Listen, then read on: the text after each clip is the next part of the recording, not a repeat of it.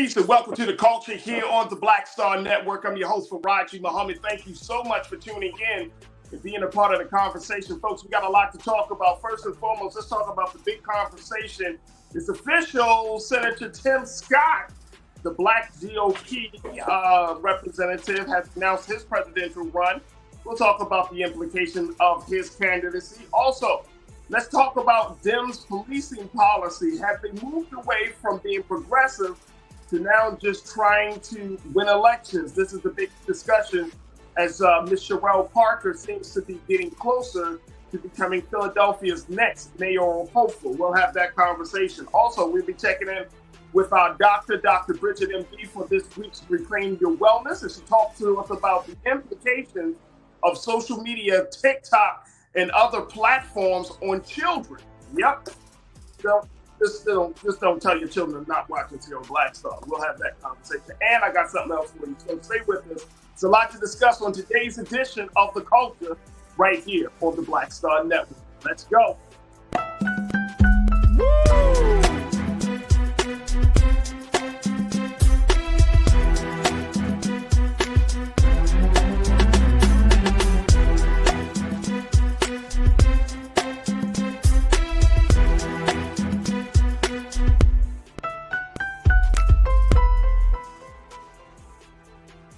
All right, folks, welcome to the culture here on the Black Star Network. Happy Monday. Happy Monday, folks. Good to talk to you. Hope you had a great and restful and peaceful weekend. I know I did. So big shout out to everybody that is tuning in today. Big shout out to my culture crew. I'm ready to jump right into it and have those discussions with you. Make sure you join us if you have not had a chance to participate in the conversations. And this is one of the very, very, very few spaces where we want to hear directly from you. You can log in and check us out on YouTube as we're streaming right now on that platform. But also we're streaming now on blackstarnetwork.com and, of course, on the big platform, Amazon News. So we would love to hear directly from you what you have to say about these big conversations. All right, let's jump right into it. We're going to first talk about what's happening with the presidential election as it's shaping up on both the Democratic and Republican side. On the Republican side, a big announcement was made earlier today where Senator Tim Scott of South Carolina has officially announced that he is running to be the next president of the United States. Now, Tim Scott is a Black Republican. He comes from the state of South Carolina that hasn't had a Black Republican for years. But Tim Scott seems to be a shining star in the GOP, and he has already amassed $22 million in the war chest as he goes forward in his endeavor to become the second Black president of the United States. So I wanted to talk to us a little bit about this, especially given the fact that the Republicans have they got a race issue. They got a race problem, just like the Democrats, but more so the Republicans, trying to figure out who is going to be the next candidate that's going to represent the future of the party and the candidate that has what it takes to go against the former president, Donald Trump. Here to join me, as he has been joining me each and every Monday, my brother, my friend, Dr. Jason Nichols from the University of Maryland. He is a lecturer in the African American Studies Department, and I'm always happy to have his political insight. And he's looking better, sharper, dapper than me today, folks.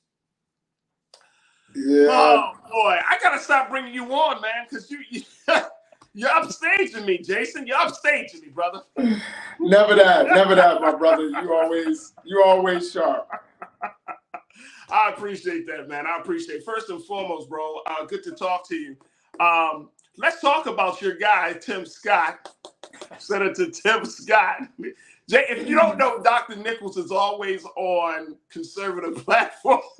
He's probably one of the few Black that's good that talks about these things. But Senator Tim Scott has announced his presidential run. What do you make of it, bro?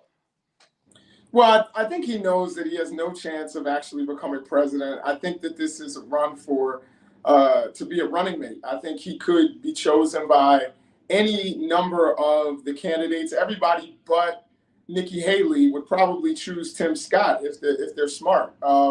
Tim Scott is somebody who they think, again, because a lot of times Republicans have less respect for black voters, they think black people just look at a black person and see them in a suit and say, hey, let's vote for them, which we know that's not the case. You and I, coming from Maryland, we've had plenty of black conservatives that can't ever win a race, can't ever win a statewide race. We had Michael Steele, and they're qualified black conservatives. They're not like kooks. You had Michael Steele. Right. You had Alan Keyes. We've had lots of them, but they never win because black people don't vote for them, not just because white people won't vote for them.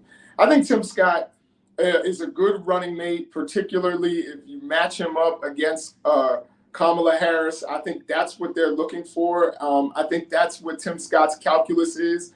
It's not that he's actually going to become the next president of the United States. I think, or even the GOP the GOP nominee. I think the GOP nominee is pretty much sewn up. It's criminal defendant Trump. He's the guy that's going to be the GOP nominee. I don't see DeSantis making it anywhere. I think Tim Scott is going to be a running mate for Donald Trump, because Donald Trump, again, he struggles in the suburbs. He obviously struggles with black voters. He struggles with women. Tim Scott comes across moderate.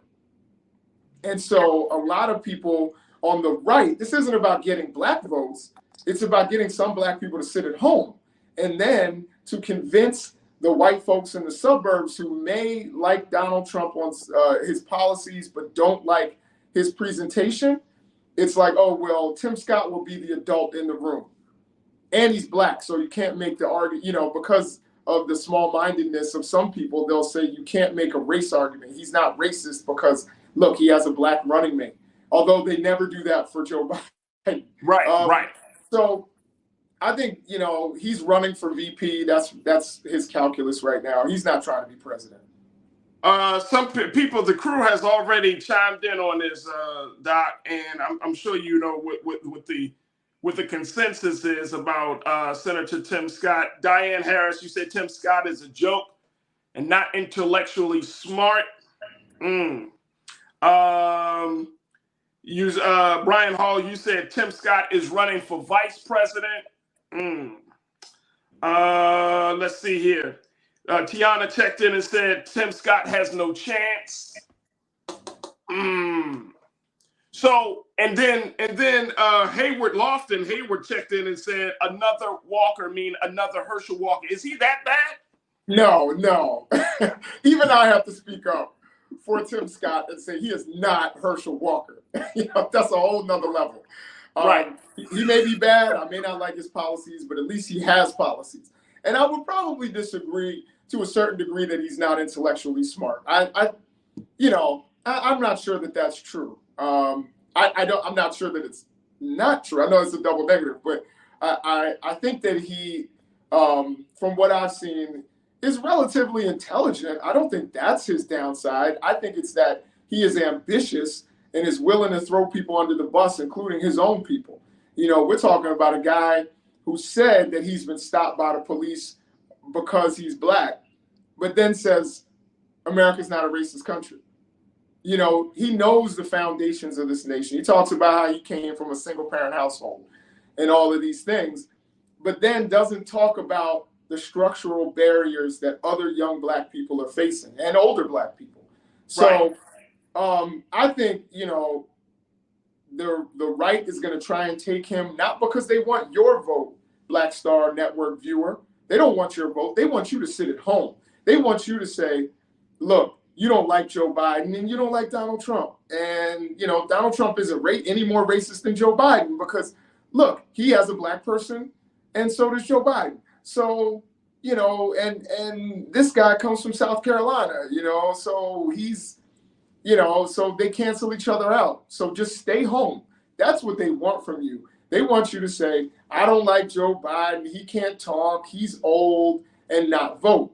I think the big thing, and trust me, I've heard as much as you stated. I'm in some of these circles. I see it. I hear it.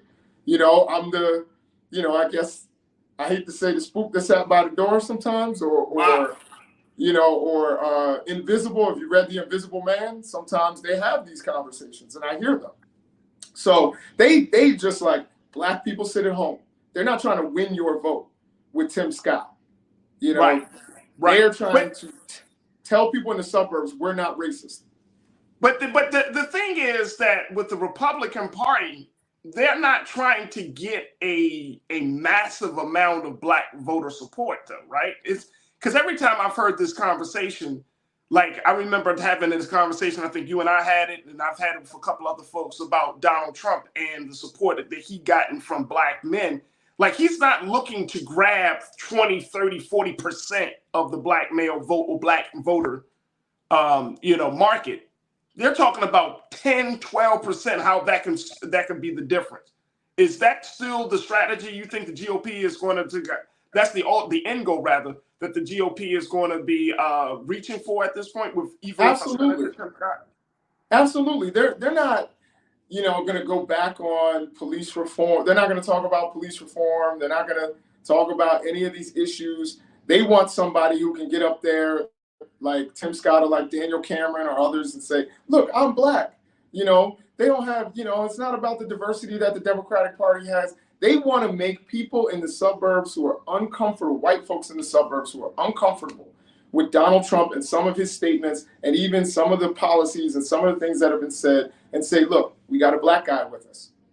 You know what I mean? That's what's really supposed to happen. They may want to peel off some black male votes because black men supposedly are a little more pliable, a voting base, a little more malleable than black women who are firmly, who are the backbone of the Democratic Party. And we've seen more black female visibility. And I think, honestly, that is a problem for Democrats. They do need to have, yes, we have Obama, but that was a few years ago. We need to have more black male presence, more black people, black male strategists, more black men in the room, in addition to black women. Because I think if they peel off that 1 or 2%, because remember, I always tell people, it's not about, like you said, the 30 or 40%. It is about 11,780 votes in Georgia. That's all. You know what I mean? That's like 0.0001% of the voting base in Georgia, of the 16 million or whatever, not 16 million, but the 8 million voters in Georgia or what have you. They're not looking for big numbers. In some of these states, the Pennsylvanias and the Michigans and the Wisconsins, they're not looking for huge margins. Yeah. They want some black folks in the inner city to sit at home. This is why you got long lines. This is why they shut down polling places so that you have long lines. They want to frustrate you so that you don't vote. That's the thing. And in this case, they want to have plausible deniability for racism and be able to push a guy out there. And it's not to get your vote, like I said, it's to get those white folks in the suburbs who were part of the difference.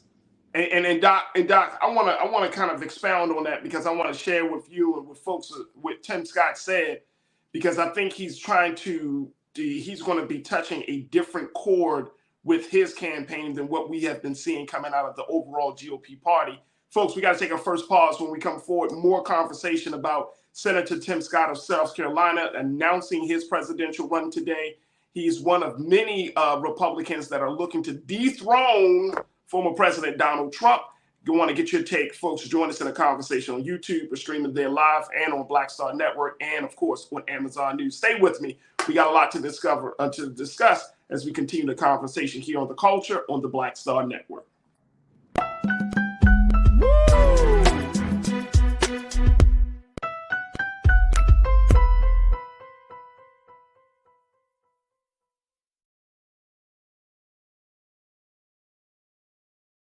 Black Star Network is here.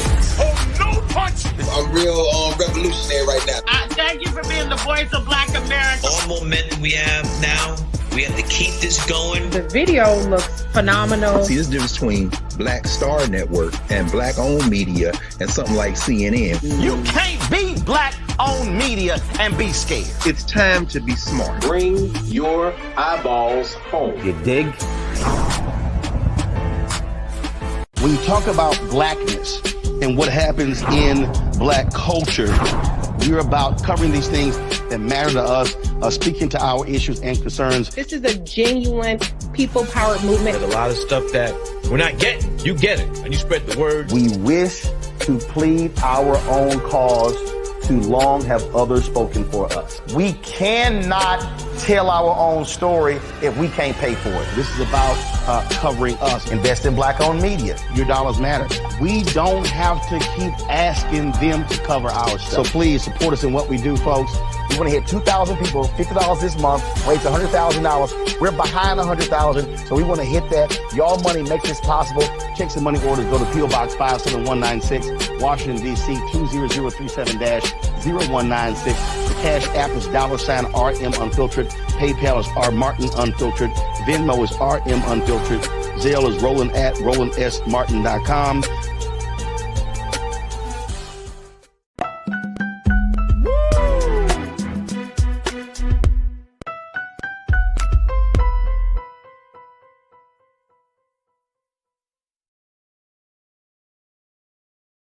All right, folks, welcome back to the show. We've been talking about Senator Tim Scott has officially announced that he's running for president of the United States.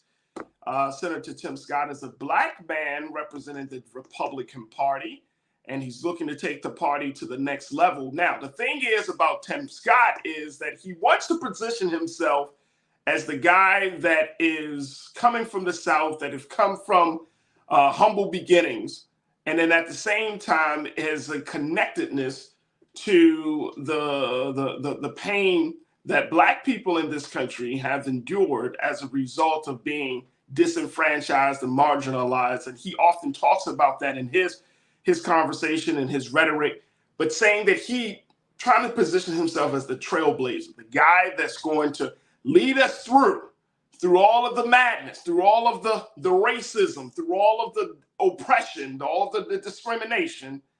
Tim Scott has positioned himself as being a man with strong morals, strong character, strong values, strong religious connectedness, that he is going to take us to the promised land. Let me just check in with my brother, Dr. Jason Nichols from the University of Maryland. Tim Scott said this, Doc. I want to throw this quote up there, at least. Let's look at this first one.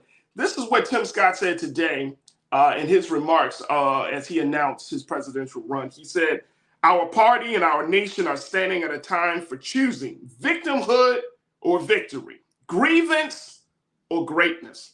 He planned to say this at a packed and boisterous morning rally in the gym of his alma mater, Charleston Southern University. He said, "I choose freedom and hope and opportunity." All right, I want to go back to my brother, Dr. Jason Nichols. Doc, when we look at that, the rhetoric that we get from Tim Scott is not one where we, and he stepped away. But folks, I want to throw this really quickly. Let me hear from the crew, then we get my brother, Dr. Jason Nichols, back. The rhetoric, folks, that we hear from Tim Scott is not one where he's trying to be the divisive guy. And y'all tell me, he wants to, and I don't even want to use the same type of comparison, but he's trying to drum up a much more inspirational tone to his candidacy, more aspirational tone to his ideas and to his vision, right? And I think that this is the part that may bring some black voters over. And crew, y'all tell me this.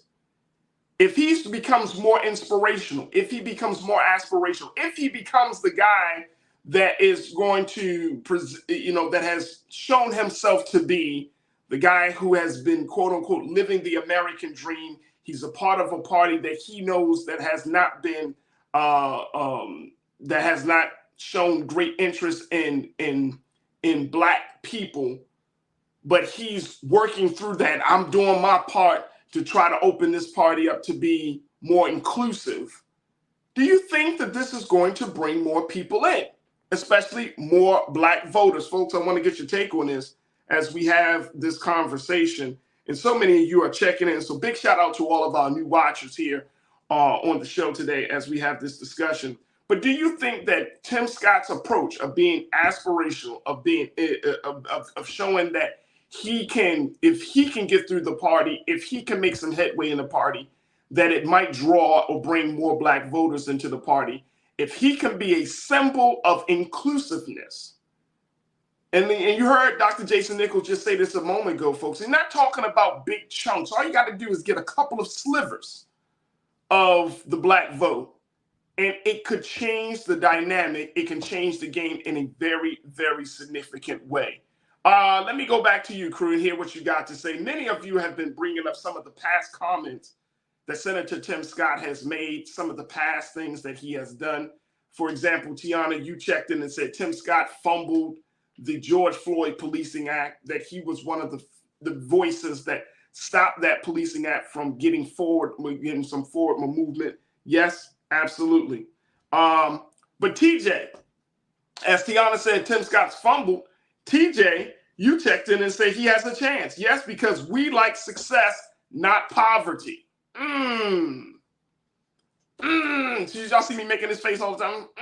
Like, because it's really, that's the part of the story that Tim Scott, he's not a Herschel Walker. He's not a Herschel Walker, but he's a guy that shows that he has some level of success. And if you're not a deep political, if you don't follow everything that is going on in the political space, if you look at Tim Scott, if you listen to Tim Scott, you might be drawn into the fact that he is a successful black man within the Republican Party. And that his tone is not seeing, like, my story is one of pulling up the bootstraps, not one of keeping, of feeling bad about where you are. And so I think his message of, when he said this, and this is why I think this is important, when he said victimhood or victory, how many black people would love to hear about a candidate that speaks to victory and not victimhood?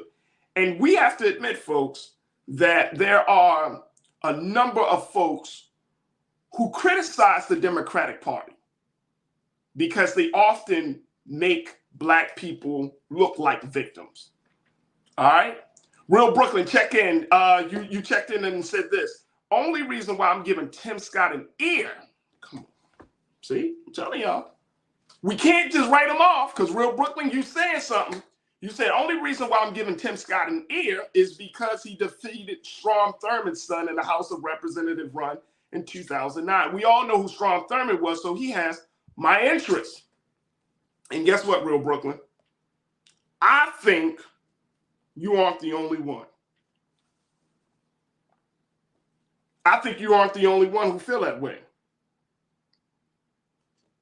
I think you're not the only one. Now, Jacqueline Boateng, Jacqueline, you always check in, so it's good to hear from you. And Real Brooklyn, I thank you, bro. You say he's vying for vice president, not inspiring at all. Remember, he is not black yet. Look. Here's where I am in my growth and development on this, Jacqueline, the folks and crew. You could be black. You could know your history and all of that, right? I don't want us to get into a cultural conversation like he's not black or she's not black or black enough, because who sets the standards for that? If you get into that part of the conversation, I feel like it's a slippery slope. So I don't want us to get into a space where we're saying he's not black yet or he's not black enough, because that's all based upon one's view, one experience. So we can't, that is not a solid metric to use to determine whether someone is serious about themselves. Tim Scott believes what he believes. Tim Scott has had the experiences that he has had, right? He grew up in whether it's poverty or he grew up in a time of racism and segregation and all of those things. But if you were to talk to Tim Scott, he would say to himself, like, no, I am actually the epitome of black success, because I came up in this time and I made some different choices. And at the end of the day, I'm prospering. I'm doing what I want to do and what I love to do. McCall checked in. You said he is the exception in success, not the norm. His brand is I did it, so can you. And guess what, McCall? How many black folks, let's keep it real, how many black folks think like that. See, I'm not writing no one off it right now, folks. I'm not. Look, if Trump can get in office, and I'm not saying Tim Scott's going to get in office, but my point is that if people took Trump seriously enough to put him in office, I'm not writing anybody off, unless you are, except for Herschel Walker. But for Tim Scott, I'm not writing him completely off, because many of us might say, "Oh, he's not this, he's not that." But to a lot of group of people, he is this, he is that. So to your point, McCall, you making the point of that I did it. Yeah, there are a lot of black folks who may not feel comfortable in saying it, especially in black spaces. But they might say, look, I don't understand my people. My people, we got all of these opportunities. Yes, we've had systemic racism. Yes, we have discrimination. Yes, the goal line seems to move every time we cross the finish line. But my people aren't assertive enough. My people don't stay with the program. I don't think that's an odd idea. I think a lot of people actually think that way, folks. I think a lot of people actually think that way. Duncan Bridget checking in. Duncan, good to hear from you. First time. You say, in my book, he's a yes man and knows his place, as does Donald's. He doesn't stand up against the degeneracy his party spews. I wouldn't want to be caught in a foxhole with him. Yeah, I agree. I hear you. But guess what, Duncan? I think he has an appeal.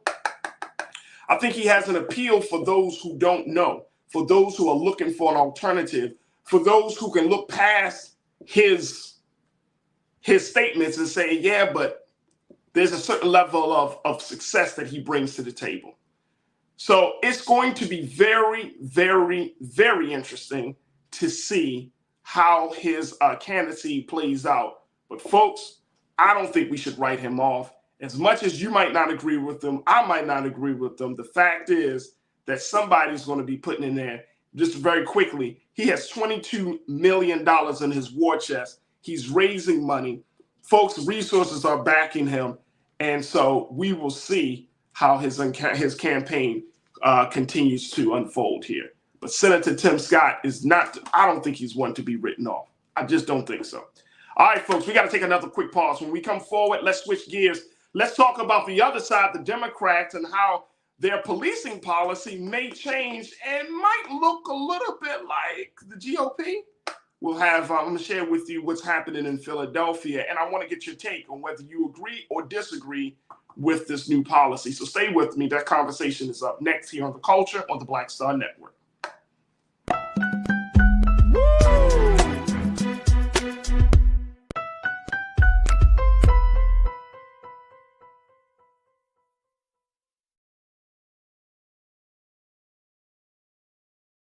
Hatred on the streets, a horrific scene, a white nationalist rally that descended into deadly violence.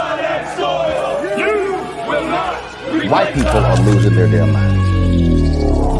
As an angry pro-Trump mob storms the U.S. Capitol, We're about to see the rise of what I call white minority resistance.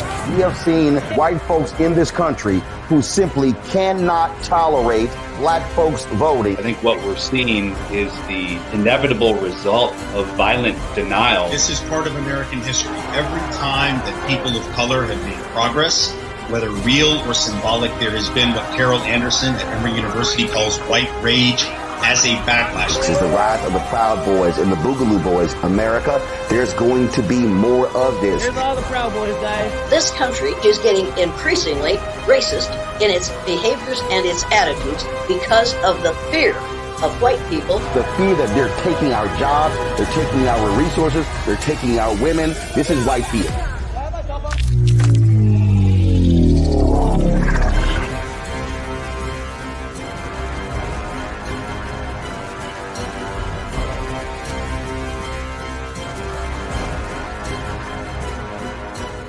Black Star Network is here. Oh, no punch! I'm real revolutionary right now.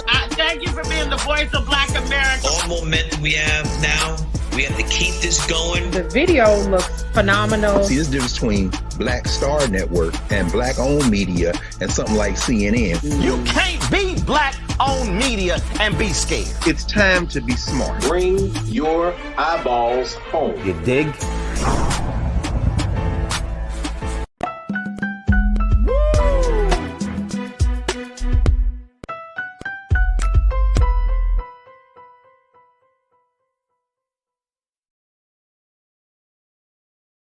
All right, folks, welcome back to the show. Let me switch gears from talking about the Republicans, the GOP, to now talking about the Democrats. This is one of our big culture convos for the day around this issue that we see coming out of Philadelphia, as they just had a major election, a primary election, where they have moved forward into selecting their next mayor of the great city of Philadelphia. Now, let me just share this with you very quickly, and then I want to get your take on this, folks. The Democrat in Philadelphia's mayoral hopeful, Miss Sherelle Parker. Now, Sherelle Parker was going up against a progressive candidate in Philadelphia, and now part of one of the big discrepancies, or one of the big differences of her platform versus her progressive candidate's platform is their take on policing. Progressive candidates said, look, we need to invest more into resources. Yes, we can continue to support police officers, but money needs to be put in other places. Well, Sherelle Parker, a Democrat, has said she wants to beef up the police department. And not only does she want to beef up the police department, she wants them to be walking the beat. And check this out, folks, should be able to stop and search pedestrians if they have a legitimate reasons to do so.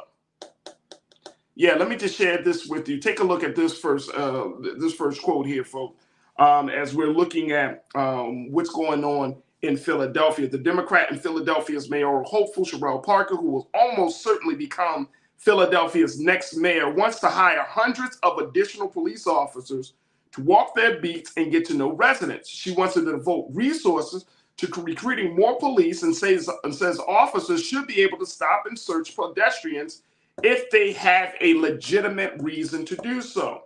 Now, Park is a former state legislator and city council member. She argued that it's a false choice to decide between investing in policing and addressing broader societal problems. She said it is not either or. She said this during the campaign. She said that approach helped her defeat progressive rival Helen Jim by more than 25,000 votes. All right, crew, what's your take on this? And I'm asking the question. Now we're looking at this new, this win in Philadelphia. If Sherelle Parker becomes the next mayor of the city of Philadelphia, right? I'm looking at the policing policy coming from the Democratic Party. Is it about stopping crime or winning elections? Because Democrats have known not to be as hard or as tough on crime as Republicans, right? Even though, and this is I'm gonna show you the two dynamics. Even though folks say, oh, the Democrats are not as hard on police on policing or tough on crime as Republicans, but it was under Clinton that we got that famous bill which locked up black men across the country, where black men were criminalized for a host of reasons. It was under, I know in my home city of Baltimore, with the stop and frisk, it was under a Democratic Mayor Martin O'Malley, that we saw black men being locked up at a higher rate. We saw stop and frisk incidents more. So we can't, I'm not sure why Democrats have why there's this idea about Democrats not being tough on crime like GOP, like the Republicans, because from my experience, the Democrats have followed their tough on crime strategy pretty well. But this is post George Floyd. This is post of all of those police shootings.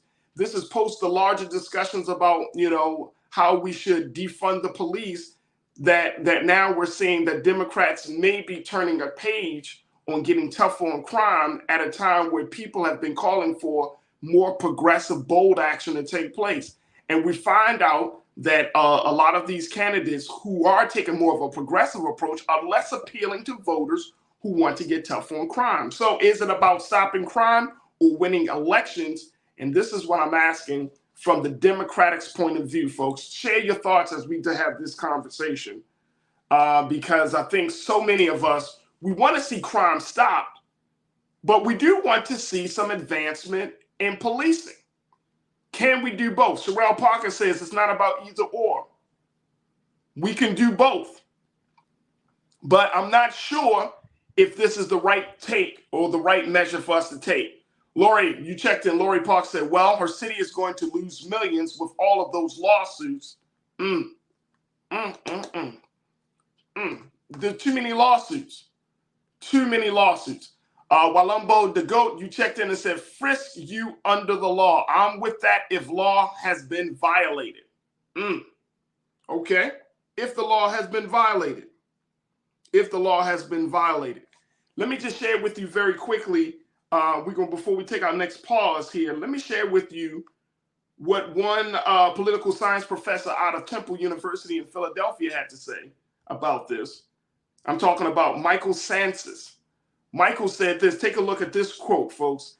He said that Tuesday's results suggest the salience of police reform may be subsiding from the days when people were protesting in overwhelming numbers. Take a look. He said crime has crowded out concerns about over-policing. It doesn't mean that people have become anti-reform. That can easily be surfaced. It's just a sign of where the public's attention is and where political leaders have moved, and that's really toward the center. So we don't want to see the two extremes, like you overinvestment in police or you underfund police. He's saying that most of folks, and this is why political leaders are starting to walk this walk, is wants to be in the middle. You want to keep the police department strong, but then you also want some progressive ideas to speak to mental health issues, police to speak to response rates, that speaks to the abuse and brutality that we're seeing in these national cases. So is this about stopping crime or winning elections? Which way do you think political leadership should go, especially Democratic political leadership? I want you to share your thoughts as we're streaming right now on YouTube. We're going to take another quick pause. When we come forward, I want to get to you what you have to say, crew, about this and about Ms. Sherelle Parker's stance on this. Is this a sign that the Democrats may actually be tougher on crime and wanting to go into that space rather than actual police reform? I want to get your take on that. Stay with me. The conversation continues with The Culture here on the Black Star Network.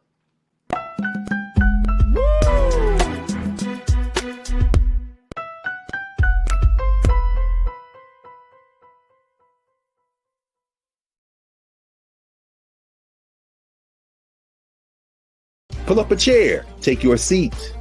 The Black Tape with me, Dr. Greg Carr, here on the Black Star Network.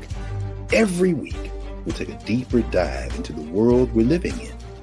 Join the conversation only on the Black Star Network. Black Star Network is here. Oh, no punch! I'm real revolutionary right now.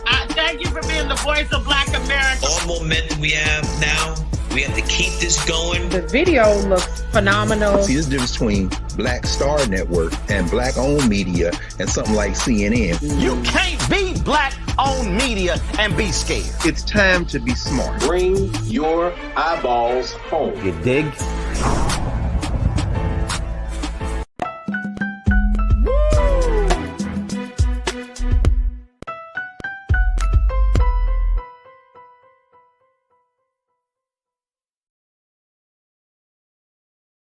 All right, folks, welcome back to the show. I've been talking about the policing policy coming from the Democratic Party as we talk about the primary election that took place in Philadelphia, where Sherelle Parker had ousted won.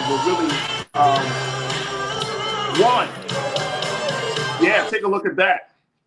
That's just some of the footage of Sherelle Parker's victory, as she had beat her progressive rival Helen Jim by 25,000 votes. And one of the big pieces of the agenda was where those candidates stood on policing. Sherelle Parker wants to invest more into police departments. She wants officers on the beat, And she even has gone as far as to say that she wants to devote resources to recruit officers, and officers should be able to stop and search pedestrians if they have a legitimate reason to do so. Stop and frisk while they're walking the beat, folks. This is a different tone that Democrats have taken around the issue of policing, especially after the summer of the killing of George Floyd, which we are coming up on this week, folks. And in terms of his death anniversary is May 25th. But look at how the conversation of policing has changed this country. There was call for everything from defunding the police to creating alternative law enforcement entities, to breaking up large departments in cities that have become known and have really cities that have become known for police violence and police brutality.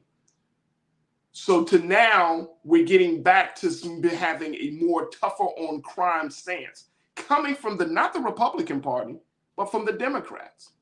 So what's your take on this, folks? Do you agree with Sherelle Parker that it's time for us to crack down on crime, and the best way to do it is to invest in the police departments, to get officers walking on the beat again, and to give them the power to stop and frisk anyone they see as being, if they have a legitimate reason to do so? All right, let me go back to you, crew. Shalenda checking in. You say, we know from past experiences that stop and frisk will target Black people. Absolutely. We don't have to talk much about that. We don't have to talk much about that at all. That's the part of the reason why and I'm saying so many advocates, Black and brown advocates, activists, young leaders have went out to the streets to talk about this issue. We've seen that in major cities across this country, whether it's Los Angeles here, whether it's in New York City, whether it's Baltimore, whether it's Philadelphia, Chicago, Miami, wherever you are, whether there is a large population, a concentration of Black and brown folks, stop and frisk, unfortunately, has been part of the policing strategy in those big cities. So yeah, absolutely. And how do you explain that in the city of, quote unquote, of brotherly love? TJ, you said, I need to feel safe when walking the streets of Philly. Well, will you feel safe if the police pulled you up for a quote unquote legitimate reason? This is where I think, folks, we need to be very mindful of the things that we say we want if we do not have an understanding of the impact they will make down the road. We could want a lot of things, you know what I'm saying? But when it comes to this police, and we're talking about common sense policy that is going to keep us safe, but at the same time is going to keep us in mind about all of the changing dynamics of our population. That's what I'm talking about. I don't want the police to pull up my son when he becomes a teenager, or your son, or your nephew, or your niece, if they believe they have a legitimate reason to do so. And they're just simply hanging out. They might have a hoodie on, standing on the corner, waiting on a bus. And the police, imagine a police officer walking up to him and saying, look, what you doing? He said, I'm waiting on the bus. It doesn't look like it. You know, this is a high crime area. Well, buses drive through high crime areas. What would be the legitimate reason? Those are the concerns that I think we need to have. Pretty Brown Mimi, 726, you said, I would like these police departments to make a real effort to communicate and relate to the Black communities that they serve, and more diversity in law enforcement. Absolutely. Absolutely. Absolutely. But I'm concerned that if the Democrats feel like this is the best way, that we might galvanize around that, and then we might be opening the door back up to stop and frisk policy.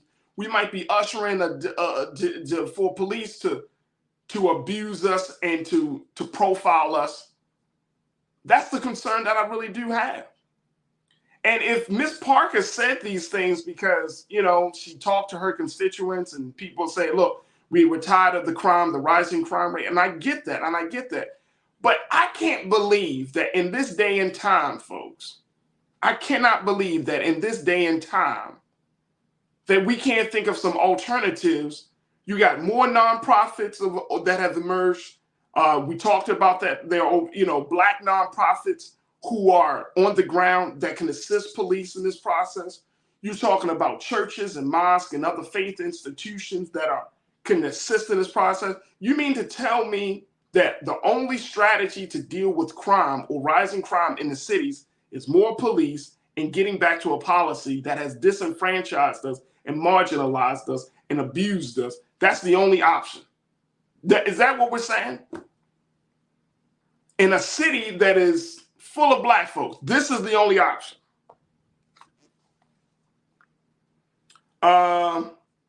Erica Beverett. Erica, you checked in and said police need an active DEI plan, diversity, equity, and inclusion plan. Absolutely. They need a DEI plan in recruiting and hiring, and then they need a DEI plan in administering justice and serving and protecting. That's what I think, Erica.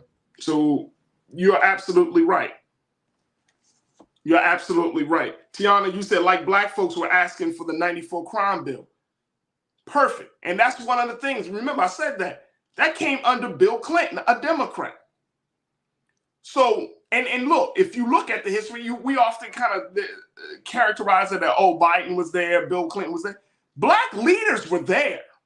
Black leaders were calling for the federal government to do something from everything from gang warfare to dealing with all of the other crime issues in our communities at that time. Y'all remember that crime bill.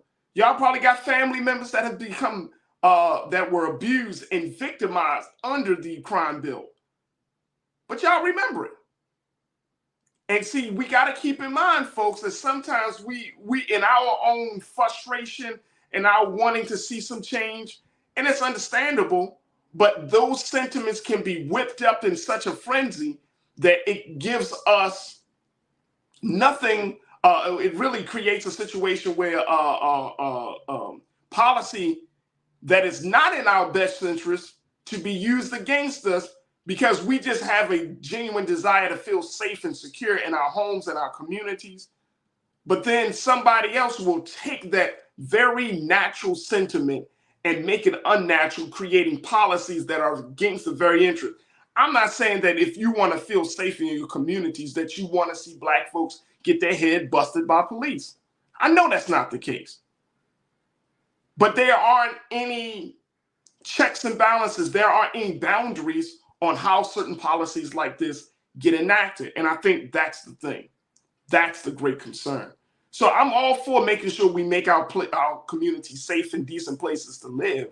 But I'm very concerned by opening up Pandora's box and saying, yeah, we need more police. We need police to walk the beat. And more importantly, we give the police full range power to stop whoever they want to, that they deem to be a problem or based upon some quote unquote legitimate reason.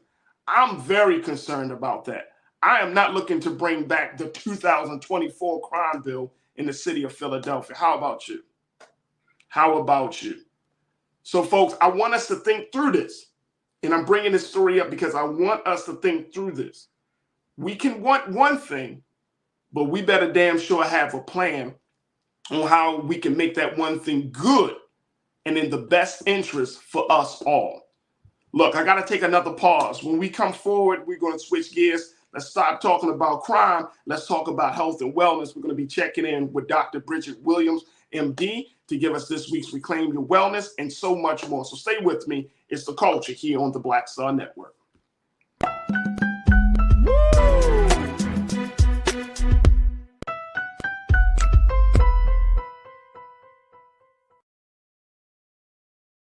Hi, I'm Dr. Jackie Hood Martin, and I have a question for you. Ever feel as if your life is teetering and the weight and pressure of the world is consistently on your shoulders? Well, let me tell you, living a balanced life isn't easy. Join me each Tuesday on Black Star Network for A Balanced Life with Dr. Jackie. We'll laugh together, cry together, pull ourselves together, and cheer each other on. So join me for new shows each Tuesday on Black Star Network, A Balanced Life with Dr. Jackie.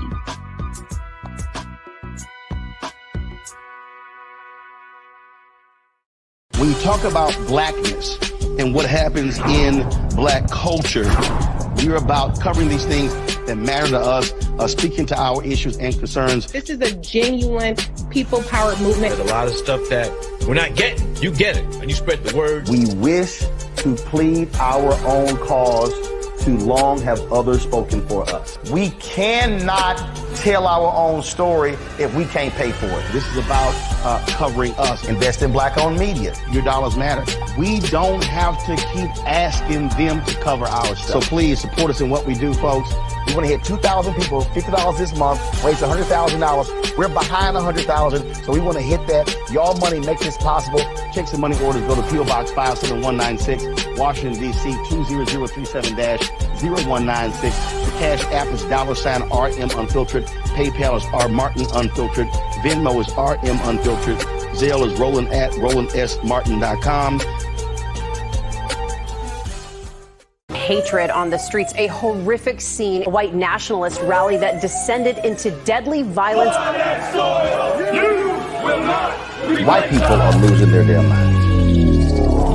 As an angry pro-Trump mob storms the U.S. Capitol, we've seen We're about to see the rise of what I call white minority resistance. We have seen white folks in this country who simply cannot tolerate black folks voting. I think what we're seeing is the inevitable result of violent denial. This is part of American history. Every time that people of color have made progress, whether real or symbolic, there has been what Carol Anderson at Emory University calls white rage as a backlash. This is the rise of the Proud Boys and the Boogaloo Boys. America, there's going to be more of this. Here's all the Proud Boys, guys. This country is getting increasingly racist in its behaviors and its attitudes because of the fear of white people. The fear that they're taking our jobs, they're taking our resources, they're taking our women. This is white fear.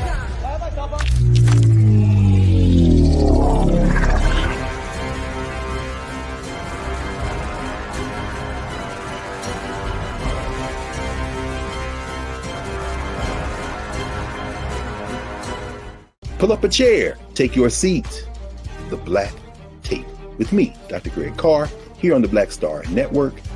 Every week, we'll take a deeper dive into the world we're living in. Join the conversation only on the Black Star Network. Don't you think it's time to get wealthy? I'm Deborah Owens, America's Wealth Coach, and my new show on the Black Star Network focuses on the things your financial advisor or bank isn't telling you. So watch Get Wealthy on the Black Star Network.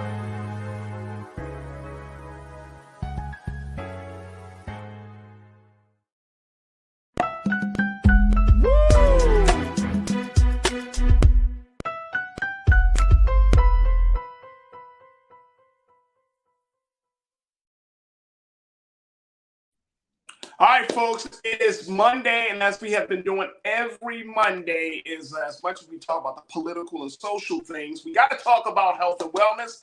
And so let's get another installment of today's Reclaim Your Wellness with Dr. Bridget, MD.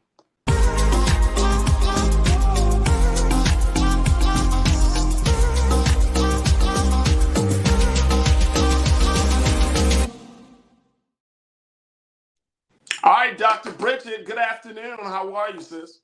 Great. How are you today, Farajii? I am all right.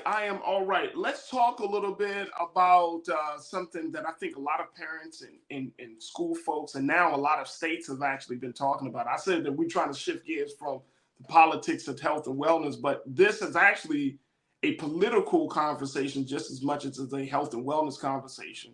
Yeah. Where we're seeing states doing some stuff with social media. Yeah, we're getting to that point where something that should be about families and mental health has really now become a political issue. And so, keeping in mind this is Mental Health Awareness Month, we're getting more than halfway through, getting near the end of the month. And so, it's really important that we spend a little bit more time in this area. I know that we've covered a little bit of this before, but I really am asking the viewers to checking in on themselves as well as their kids, thinking about how are their grandparents, how are their good friends. People forget about their cousins, really doing some checking in around mental health because we don't spend enough time in this area. You know, when we think about just wellness, we think of every other aspect of our body, but we don't necessarily spend enough time thinking about this. And it's becoming more of an issue because of social media and the smartphones that kids carry. So what I really want to talk about today is how the government is now getting involved in what you are able to view on your phone as far as TikTok and social media today. Yeah, so this is interesting because this is coming out of a conversation where we're seeing states starting to ban the use of TikTok.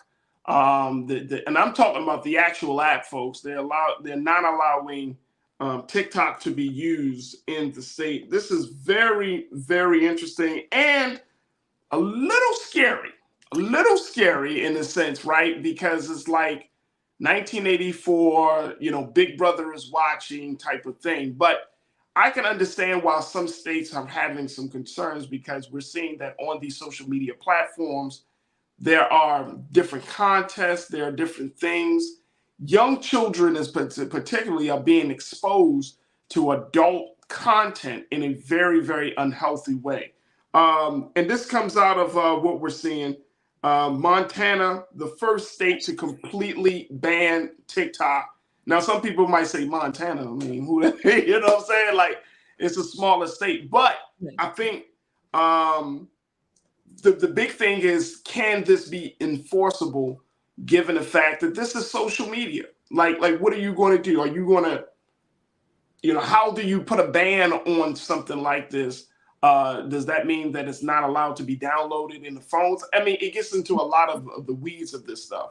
Yes. But Montana, what do you think was going through the minds of legislators in Montana when they looked at this whole thing? Absolutely. So Montana decided that not only where some states are looking at certain age groups, right? As far as there's a bipartisan bill where it is the Protecting Kids on Social Media Act, where the youngest people are banned, younger than 13, and then between ages 13 to 17, you would need parental consent. A lot of this still goes back to TikTok specifically, but Montana said no one can be on TikTok. This is something they were looking to do to start in January 2024. And they've already gotten pushback, of course, as we know. And as you said, is this even enforceable? What they're looking at is three reasons why they're doing it. Because as far as I'm concerned, if you ban TikTok, what are we talking about? We're talking about reels, right? These quick 30-second, minute or so, quick information that is just almost addictive to our brains. But the fact of the matter is, you get rid of TikTok, you still got Instagram, you still got Facebook, it's still out there. What they're trying to prevent, though, is companies that are collecting data on you and your kids. So a lot of this is focused on kids, but this is for the adults as well. So don't leave yourself out of the equation during this conversation, because not only are your kids addicted, but you are too. And so it's important that we set an example and see how can we fix the problem. Another thing is, like you said, protecting our kids regarding the information online that they're being subjected to, sometimes being groomed or sexual trafficking, being exposed to adult content, whether that is pornography or just information and that is just not age appropriate. And so definitely, even though we can put some restrictions on the parental side, kids very quickly figure out how to get around that. I had this conversation with my own teenagers about them banning TikTok. And my now 18-year-old very quickly said, oh, we can get around that easily. Like, she didn't even flinch. She didn't even care, because she knew that there was an easy way to get around it. And it's already been discussed in their friend groups. So that right there, Doc, that right there opens up like Pandora's box for me. It's like, first and foremost, and I've had this conversation with a number of people that feel like social media, as much as it is supposed to be fun and bring people together, is so necessary to be a part of our lives that even if we try to put some restrictions or some boundaries on it, that people are like, no, we got to find a way. And that right there, that reeks of addictive. Yeah, exactly. You know what I'm saying? It's like you're telling your child, or you're telling the addict, like, no, you can't have this anymore. They're like, oh, you want to try to do it? Oh, I got a better way. And it's like, now you're crossing into a different space. That's what it sells. That's what I'm hearing from you. Yes, absolutely. The fact of the matter is, I'm not saying that you won't have access to Google or other aspects of our computer and the internet. And we're talking specifically about social media, and a lot of this looks at TikTok specifically. You can survive without social media. Okay. And wait a minute, hold on, Doc. Hold on. I gotta make it, because I think the world has just shook right there when you said that. Hold on. I'm trying to fix my equipment here. Can you say that one more time? You can absolutely survive without social media. Wow. And honestly, today I definitely want to spend some time talking about solutions to this, not just the problem. Because you're living under a rock if you don't know social media isn't an issue, or that it's not addictive, or it's not good for your kids' brains, right? But the question, I think, is, what do we do about it? And I think that's where we all really get stuck. There was a review in the Journal of American Medical Association found, we're talking about, what does this do to kids, right? Why is this a big deal? There was an increase in pediatric mortality in 2020 and 2021, rising 11% and 8% in those years following amongst teenagers. This is not due to any other reason. It was suicide, it was homicide, and drug-related deaths. A lot of this has to do with deaths of despair, okay? Children feel so hopeless that they turn to drugs and suicide. This is not a white problem. This is not a Black problem. This is a young person problem. This is being exposed to information that they cannot handle. It's being exposed to cyberbullying and afraid to share that information. And so we really need to take this seriously. And the fact of the matter is, I keep wanting to bring this back. Yes, this is a teenage problem, but we also, as adults, we call it cyberbullying with teenagers. We call it trolling when it comes to adults, right? And if you don't think that adults don't get highly affected and have depression and have issues with this, then you're really missing the significance and the how strong that social media actually is. So I want to make sure we don't leave ourselves out of this conversation. No, that is, I like how you put that. We call it cyberbullying as teenagers, trolling as adults. Yeah. So, and I think that to some degree, as adults, depending on who the adult is, you either kind of feed off of that energy, or you are, as you mentioned, your view of yourself takes a hit. But the cyberbullying for a child, they're not emotionally, mentally developed to make those decisions. So you're like, oh, they're just goofing off. They take that stuff to heart. Yes. Absolutely. And that whole thing about death of despair. Yes.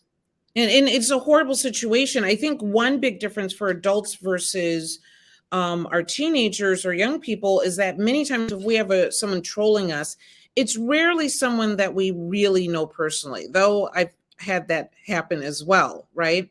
But we know that we can come back at that on some level. The problem is that if your child blocks the person that is bullying them, they still end up going to school the next day. And if they're not seeing that bully, everyone is telling them what they are not seeing on social media. And the problem just continues to perpetuate itself, where adults many times can find ways to shut it down. And so it's really important that we take a closer look at this.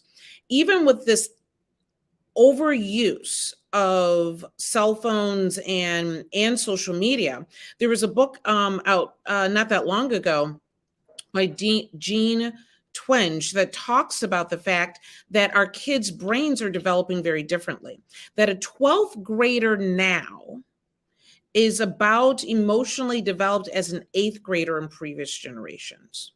Damn. Whoa. Right? Whoa. Think about that. And I'll be honest, when I was reading this, I kind of looked at my own kids and thinking, gee, when, I have a 18-year-old, and when I was her age and, through high school, I was much more social. And no, she's social, she's active, she's, a great kid, but I was much more out there in the world, probably getting in more trouble, where she could sit on her bed and just have like a group chat thing with a bunch of friends on a Friday night and think that, she was living her best life. And no, they lived through COVID during those teenage years. So it's a little bit different. But at the same time, if you look at how a 12th grader now behaves versus how you behaved in 12th grade, they're not emotionally developed the same way that we were, that they're dealing with more, they're less likely to go out. They're less likely to go sometimes to social functions because they're more shy or don't know how to interact. They're getting into less alcohol, to be honest with you, because they are more engaged in this addiction than other addictions that may occur. Social fitness and wellness. You checked in and said addiction. Absolutely. These kids are physically attacking teachers for taking phones during the class. Yes, absolutely. So there was and so the question is, should the phone be not only in the kid's bedroom, should the phones even be in the school? And there is police in Rocky Mountain, North Carolina.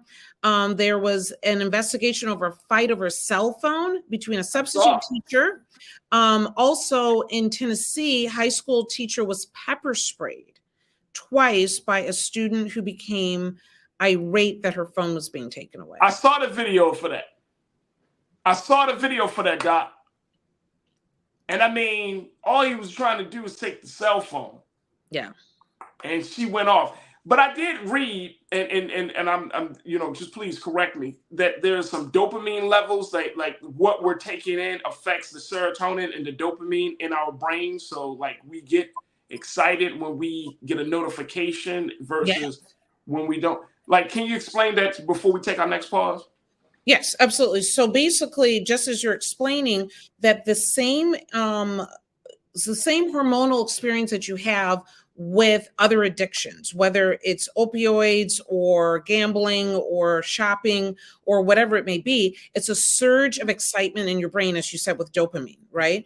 And so every time you get a like or some sort of response on social media, it urges you to come back in and get another one. It urges your brain to give you a certain level of joy and satisfaction that you keep getting more and more drawn into this, which keeps kids up half the night trying to get more and more of this interaction on these apps. And the fact of the matter is that we need to control the access in a very meaningful way and find other things for our kids to get involved in, which we can talk about when we come back. We got to talk about it. Doc is always on it. Folks, we got to stay right there with us. We're going to continue the conversation with Dr. Bridget, MD, for this week's Reclaim Your Wellness. I want to hear from you, crew. What's your take on what Dr. Bridget is laying out? What's he putting down in terms of social media, parenting, and having this access? And this whole idea, should we start to have a conversation about banning certain platforms? Or is it just a simple thing of putting some time restrictions on whether your child, engages on a platform? What's your take about children, parenting, and social media? Stay with us. More conversation, your thoughts up next here on The Culture on the Black Star Network.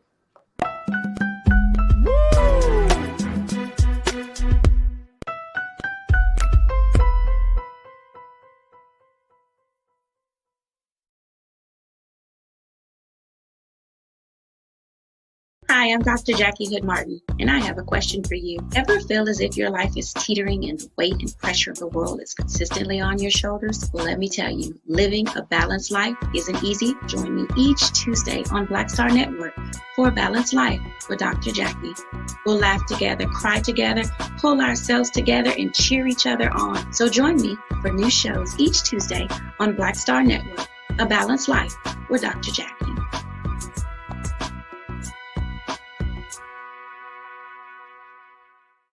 Black Star Network is here. Oh, no punch! I'm real revolutionary right now. Thank you for being the voice of Black America. All momentum we have now, we have to keep this going. The video looks phenomenal. See, there's a difference between Black Star Network and black-owned media and something like CNN. You can't be black-owned media and be scared. It's time to be smart. Bring your eyeballs home. You dig?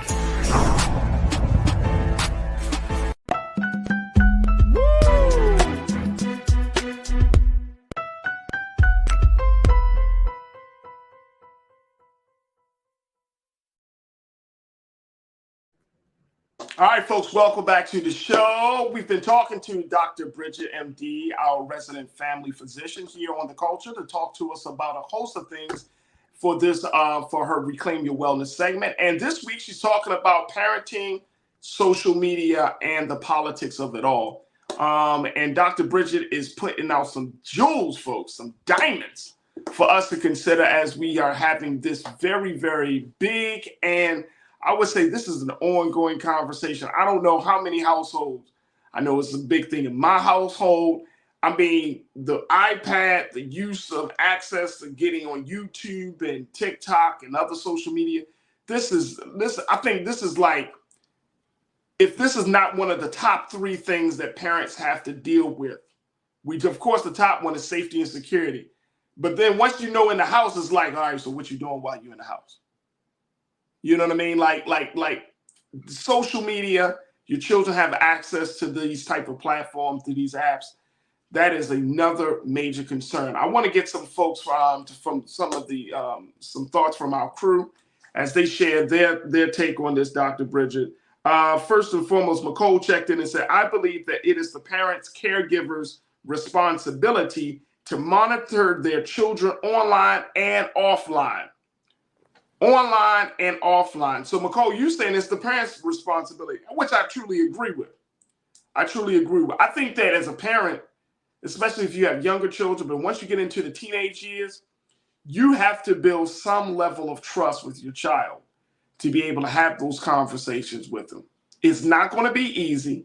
Every child you can't have a cookie cutter conversation. You got to figure out what's the best way to build that level of trust, to build the relationship around social media. So, Dr. Bridget, when Nicole said, I believe it is the parents' caregivers' responsibility to monitor their children online and offline, what does that look like?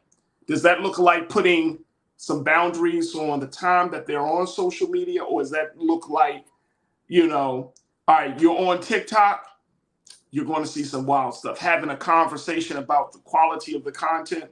What does monitoring look like? I think it's all of the above. I mean, keep in mind, there was a recent survey that came out. 46% of American teens say that they are online almost constantly. That's half of teenagers.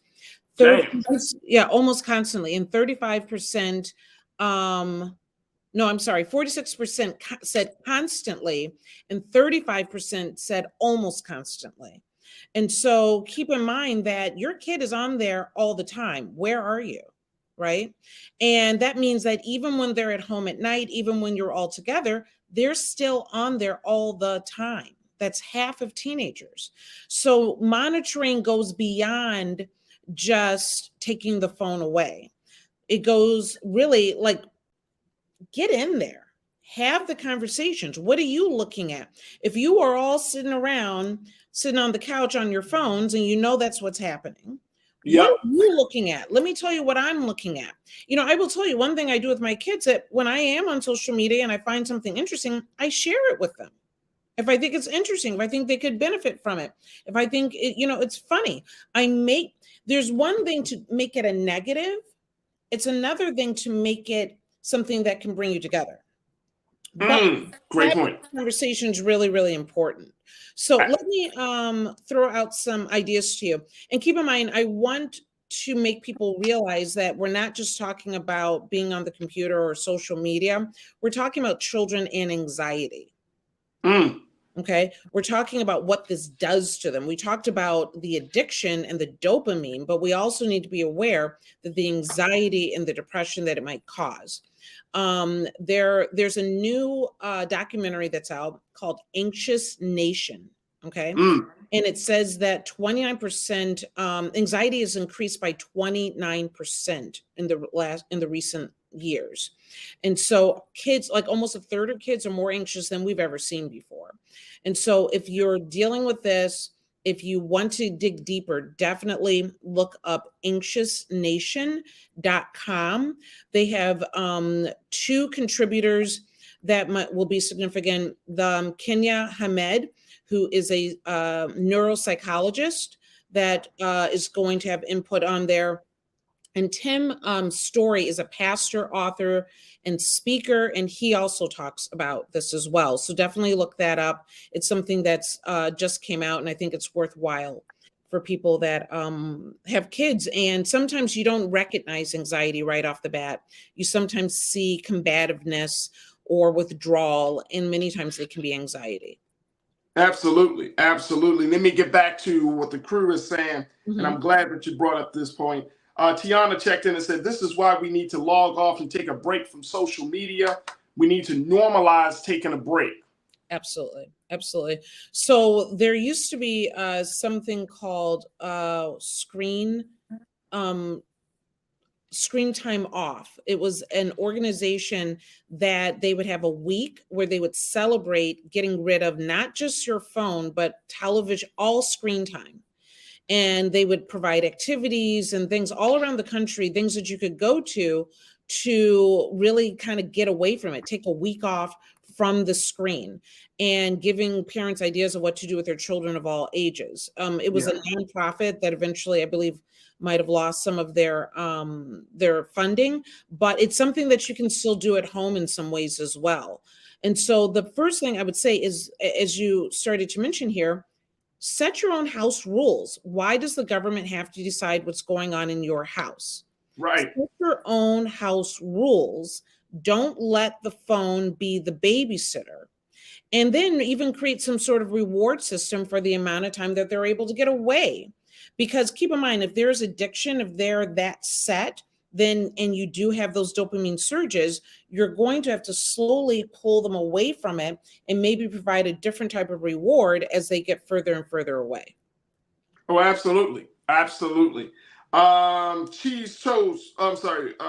Not cheese toast. I see that you posted, but also Lori Parks, you said, I see little babies 2 and over every single day using a cell phone, holding them in their little hands. And when you take it away, they throw a fit cell phones, which has become the new babysitters. Yes. I see it in the grocery stores. I see it in the cars. I see it. I mean, I understand it, right? But what does that do for a baby, for a child of that age, 2, 3, 4 years old, when they get connected to the electronic device? So it literally rewires their brain in a different way, that they need immediate satisfaction, immediate rewards. And so that temper tantrum that you see in the 3-year-old is the same temper tantrum that you're seeing in these high school students with the fight and the pepper spray, because they're developing an addiction to this quick information that is satisfying and stimulating to them, right? And so even though in the beginning, it is an easy babysitter, but we've got to get engaged again. And guess what? It's also an easy babysitter for the adults as well. Kids used to suck their thumb. This is sucking your thumb, but it's a screen instead. Absolutely. Karen, my sister Karen Connor checked in and said, it is frightening electronic devices have replaced human relationships Mm-hmm. It is the parents' responsibility to set expectations and limitations and practice those expectations, set time limits. How do we get back to a place of teaching children the value of human relationships, the importance of those things? I mean, because I spend a lot of time with my children, Doc, and we go to places, we go to the beach, we go all types of places. But it's like when they come home, y'all gonna probably be mad at me when I say this, but if you spend a lot of time with your children, an hour on the thing, on the device, you just like take it. You know what I'm saying? The key thing is that you already spent a lot of time with them. We're not saying that this is the end all be all and it's the worst evil and what have you. You know, you could watch TV together as well, and then you're getting complete transparency about what they're seeing, right? And that's the way, you know, we talked about that before. Now we've created something much more sinister because you can't see what they're seeing, and if you do see it, they can switch the screen like that. Right. So one recommendation besides being knowledgeable and setting privacy or what have you, wean them down to one platform. Why do they have to have Facebook and Instagram and Snapchat? And they're ones I'm sure I'm not even completely YouTube is a huge one. YouTube is huge, right? And a lot of people get their music from that as well. So why do they have to have so many options? I know my daughter has some that I had never even heard of that she is engaged in as well. And keep in mind, many kids will have more than one account. So just when you think you got smart enough to control the one account, many times they're just opening up another one. Okay. See, when it gets to that point, Doc, I'm gonna be honest with you. Like, first, I think you're talking about like your teenagers. You know what I'm saying? Because my 9-year-old, my 3-year-old, they're not setting up accounts. And I already had a conversation with my son and saying, son, you don't need this, because he looks at it, he's starting to become more aware of these things, but he's like, Dad, I don't think I need to be on social media. He likes learning stuff. So when he goes on YouTube, he finds the science and engineering stuff and how to build stuff and Lego masters and stuff. But there has to be some conversations. But when you start to create like ghost accounts and all of this stuff, it gets to be like way too far gone. And I think that there needs to be some level of intervention that has to happen between you and your teenager or your niece, your nephew, your grandson or granddaughter about what's really going on. Now, I got to take another pause, but here's the other part about this.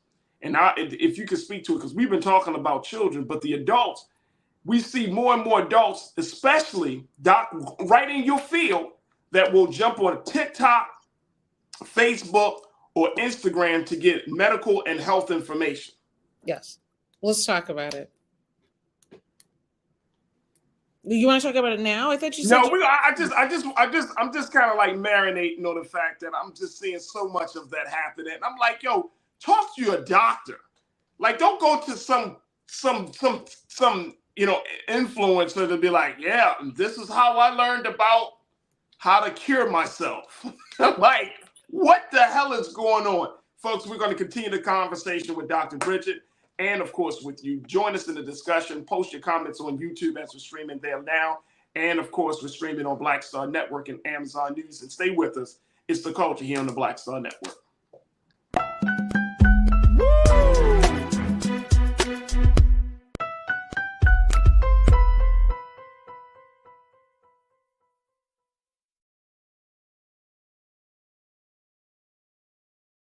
When you talk about blackness and what happens in black culture, we're about covering these things that matter to us, speaking to our issues and concerns. This is a genuine people-powered movement. There's a lot of stuff that we're not getting. You get it, and you spread the word. We wish to plead our own cause to long have others spoken for us. We cannot tell our own story if we can't pay for it. This is about covering us. Invest in black-owned media. Your dollars matter.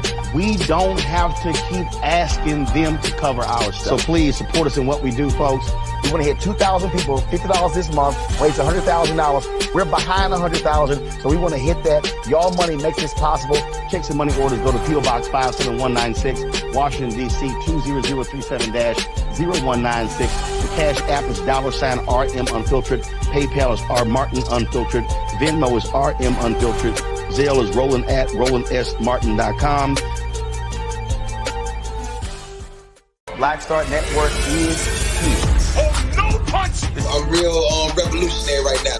Thank you for being the voice of Black America. All momentum we have now, we have to keep this going. The video looks phenomenal. See, there's a difference between Black Star Network and black-owned media and something like CNN. You can't be black-owned media and be scared. It's time to be smart. Bring your eyeballs home. You dig? Hatred on the streets, a horrific scene, a white nationalist rally that descended into deadly violence. White people are losing their damn minds. As an angry pro-Trump mob storms the U.S. Capitol, we've seen We're about to see the rise of what I call white minority resistance. We have seen white folks in this country who simply cannot tolerate black folks voting. I think what we're seeing is the inevitable result of violent denial. This is part of American history. Every time that people of color have made progress, whether real or symbolic, there has been what Carol Anderson at Emory University calls white rage as a backlash. This is the rise of the Proud Boys and the Boogaloo Boys. America, there's going to be more of this. Here's all the Proud Boys, guys. This country is getting increasingly racist in its behaviors and its attitudes because of the fear of white people. The fear that they're taking our jobs, they're taking our resources, they're taking our women. This is white fear.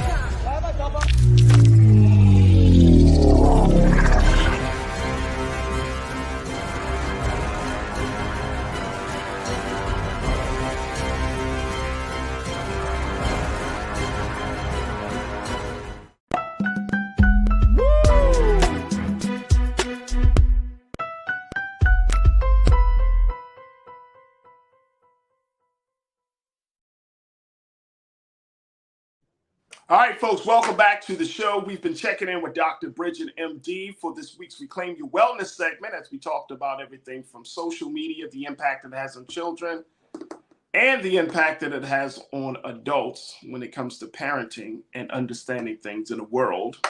And this is truly fascinating. There's so many different components of this conversation, Dr. Bridget.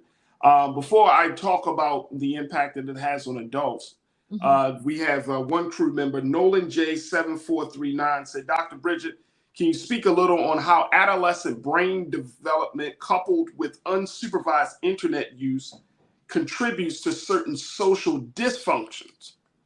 Right. So we're talking about, like we talked about anxiety, but are there any other social dysfunctions? Do we start to see some level of schizophrenia, bipolar disease, other things like that may emerge because we find ourselves in this space? So we're not saying that there's any direct relationship to social media and some of these like schizophrenia or bipolar or what have you. But what we are finding is that it can be the beginning of what may be more and more mental health issues. So as we said, that we start with something that like anxiety or depression, and then it can lead into much more complicated issues. So people become suicidal, they become avoidant, they do not develop as far as socialization skills to be able to interact with the rest of the world. And so people that maybe already have a predisposition for some of these conditions, many times it's a stressor that brings about the first bipolar episode or schizophrenic episode. And so in some ways, if this is that stressor, then you might see a correlation, but it is not the social media itself that causes it, if that makes sense. Yeah, that makes a lot of sense. That makes a lot of sense. So let me just say this, as we look at the impact of this on adults, Doc, that we just came out of COVID. Culture crew member Erica Beverett made this point that we came out of COVID, everything went online, whether it's our children's schooling, whether it's us doing work. Now we're in this digital space. Now that genie has been out of the bottle. Mm-hmm. And now folks are saying, hey, it's not good to spend a lot of time online. And you're like, but the whole world has told us to go online. Now we're supposed to just jump back out into the real world.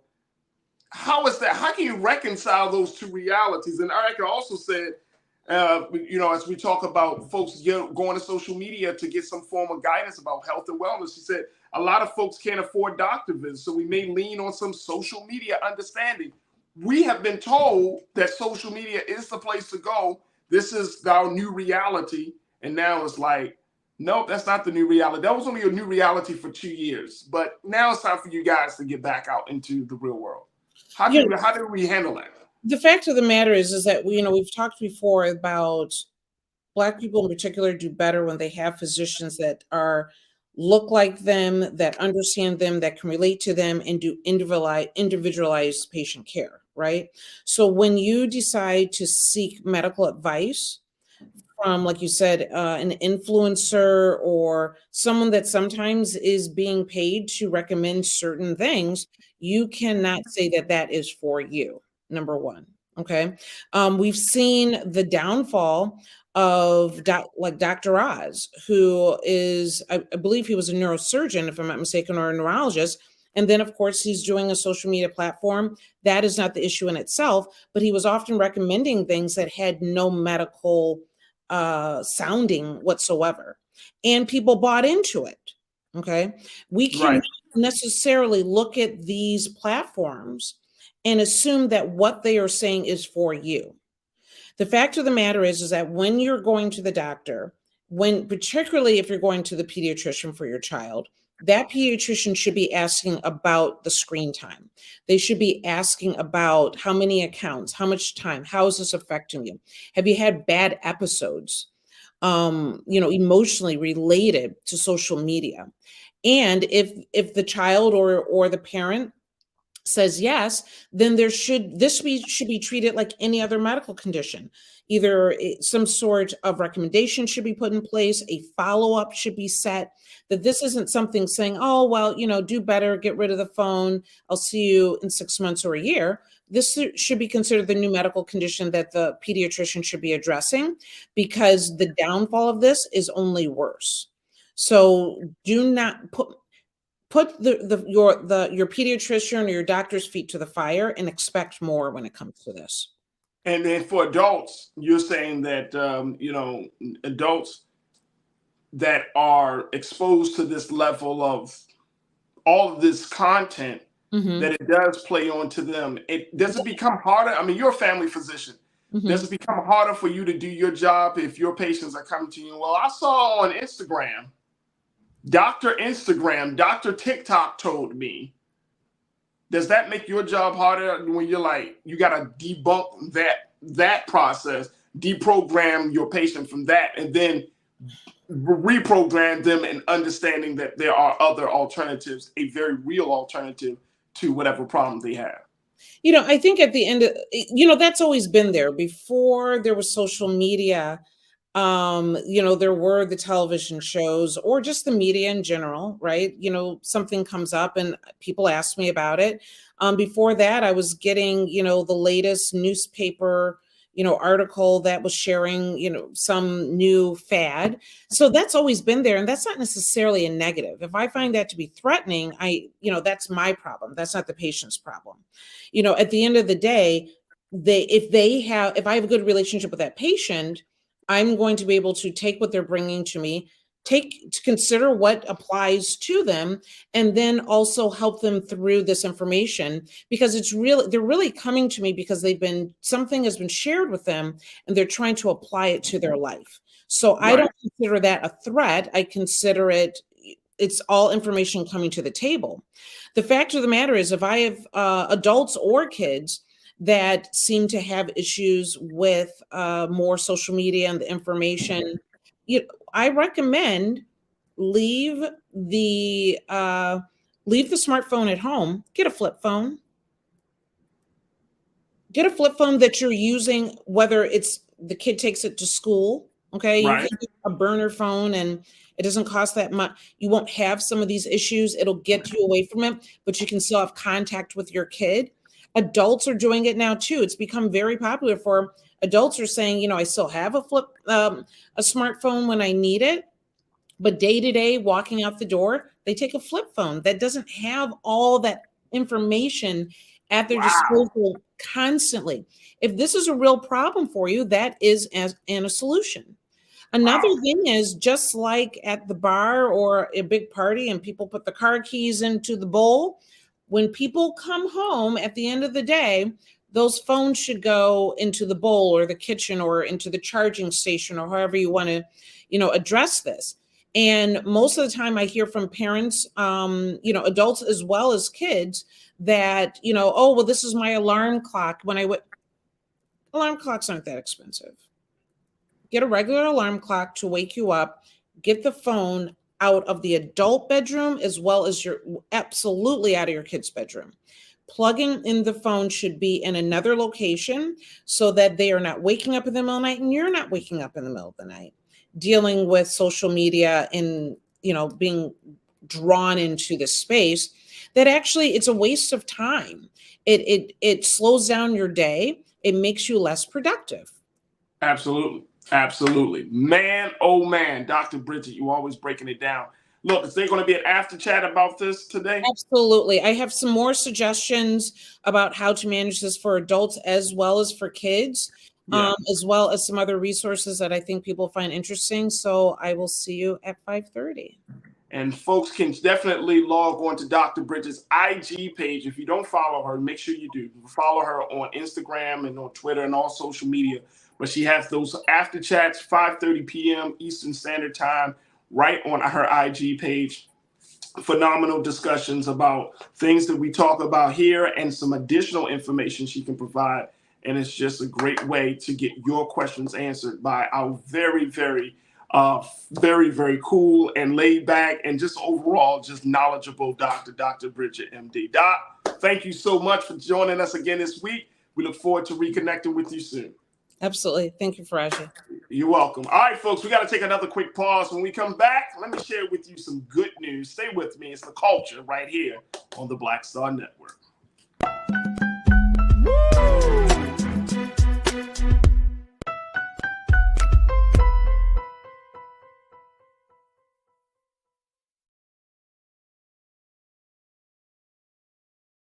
Folks, Black Star Network is here. Oh, no punching! I'm real revolutionary right now. Support this man, Black Media. He makes sure that our stories are told. Thank you for being the voice of Black America, Roland. Hey, Black, I love y'all. All momentum we have now, we have to keep this going. The video looks phenomenal. See, this difference between Black Star Network and Black-owned media and something like CNN. You can't be Black-owned media and be scared. It's time to be smart. Bring your eyeballs home. You dig? Pull up a chair. Take your seat. The Black Tape with me, Dr. Greg Carr, here on the Black Star Network. Every week, we'll take a deeper dive into the world we're living in. Join the conversation only on the Black Star Network. Hi, I'm Dr. Jackie Hood Martin, and I have a question for you. Ever feel as if your life is teetering and the weight and pressure of the world is consistently on your shoulders? Well, let me tell you, living a balanced life isn't easy. Join me each Tuesday on Black Star Network for A Balanced Life with Dr. Jackie. We're all impacted by the culture, whether we know it or not. From politics to music and entertainment, it's a huge part of our lives, and we're going to talk about it every day right here on The Culture with me, Farajii Muhammad, only on the Black Star Network. I'm Deborah Owens, America's Wealth Coach, and my new show, Get Wealthy, focuses on the things that your financial advisor and bank isn't telling you, but you absolutely need to know. So watch Get Wealthy on the Black Star Network.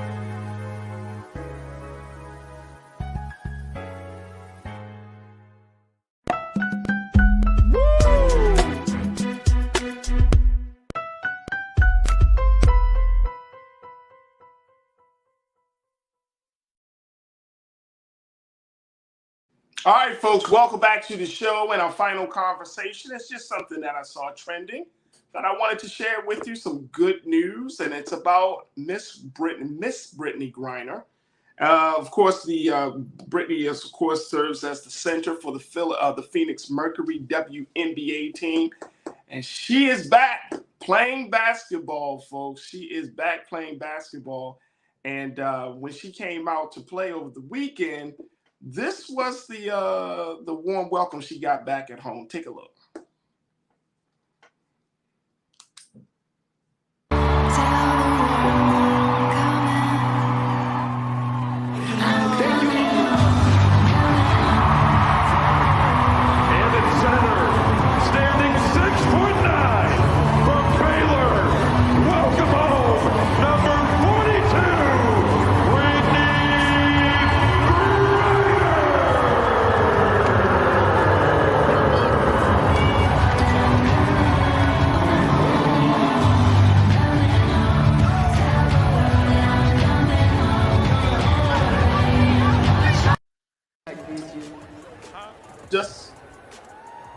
I need some noise for sports fans. Basketball is home.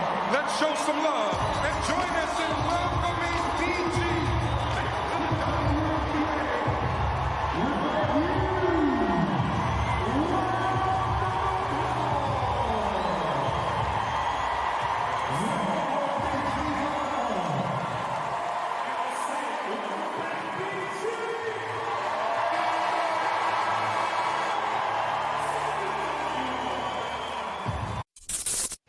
Thanks for watching ESPN on YouTube.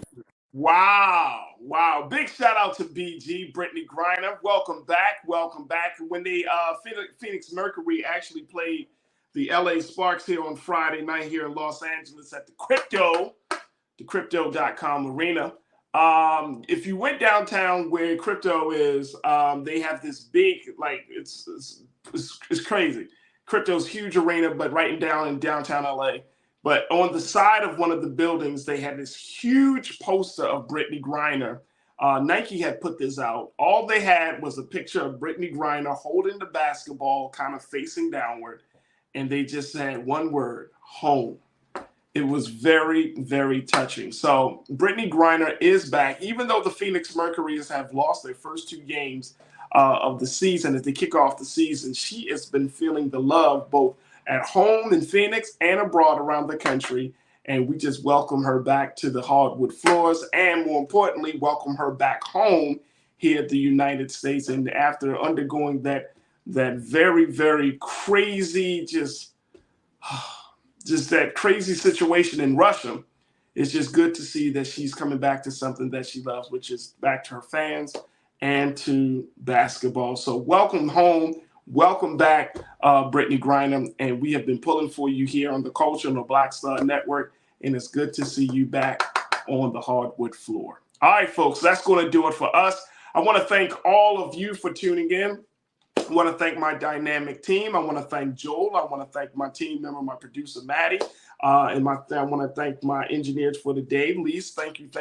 And, of course, our controls room for making today's show possible. Make sure you do your due diligence and show your support. Go to blackstarnetwork.com, where we're looking for your financial support to continue the great work that we're doing here on The Culture and on all the other shows here on the Black Star Network. And while you're there, make sure you download the app for free. Follow us on social media at Black Star Network on Twitter, Instagram, and, of course, share it with your family and friends. And just let folks know that Black media is here to stay. Also, while you're on social media, make sure you follow me, yours truly, Farajii Muhammad. You can find me at The Real Farajii on Instagram and at Farajii on Twitter. I would love to connect and build with you, and let's continue to have conversations about the culture. All right, folks, stay tuned. Up next is 6 p.m. Eastern Standard Time, Roland Martin Unfiltered. Make sure y'all check out Dr. Bridget for her after chat at 5:30 p.m. before you jump on to check out Brother Roland and the panel. But as always, never be afraid to challenge what's wrong. Stand for what's right while being yourself in the process. God willing, we will talk tomorrow for another exciting edition of The Culture right here, exclusively here, only here on the Black Star Network. Have a great afternoon and evening. Talk to you soon. Peace.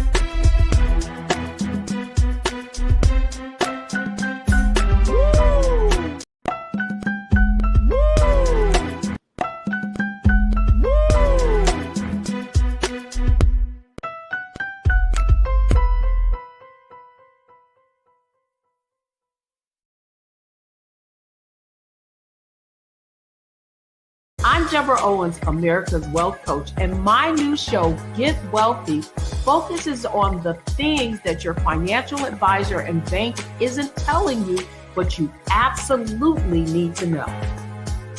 So watch Get Wealthy on the Black Star Network.